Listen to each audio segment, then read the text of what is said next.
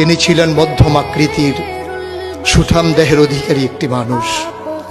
তার চুলগুলো ছিল ঘাড় পর্যন্ত প্রলম্বিত, হালকা হালকা কোঁকড়ানো। তিনি যখন চুলের ভিতরে তৈল দিয়ে আছড়াতেন মনে হতো মৃদুমন্দ ঢেউ দেখা যায়।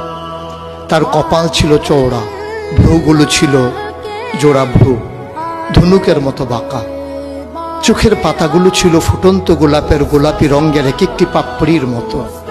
তিনি কখনো বা যখন চোখের পলক ফেলতেন মনে হতো মৃদুমন্দ বাতাসে গোলাপ পাপড়ি যেন দোল খাচ্ছে।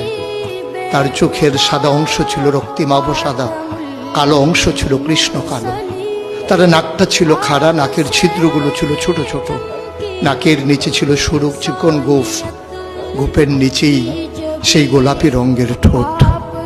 তার ঠোঁটগুলো যখন কখনো বা মুচকে হাসত গোটা পৃথিবীর মানুষ অবাক বিস্ময়ে দেখত গোটা পৃথিবীতে যেন বিজলি চমকিয়েছে।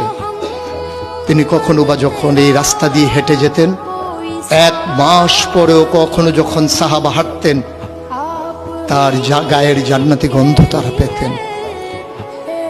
মায়েরা উম্মাহাতুল মুমিনিন যারা, তারা নবীর যখন কখনো এই ঘামে ভেজা শরীর নিয়ে ঘরে ঢুকতেন, কপালের ভিতরে মুক্তোর দানার মতো ঘামগুলো যখন জমে থাকতো, মায়েরা ছোট্ট শিশি খুঁজে সেই ঘামগুলো শিশিতে ভরে জমা রেখে দিতেন, কখনো বা ঈদে কোনো অনুষ্ঠানে যেন আতর হিসেবে ব্যবহার করতে পারেন। এই সুরত ধারণ করা কোনো মানুষের সাধ্যর বাইরে। কখনোই কোনো মানুষ এই সুরত ধারণ করতে পারবে না চেষ্টা করলেই, কিন্তু তার সিরত যেটা অনুকরণীয়, অনুপম আদর্শ।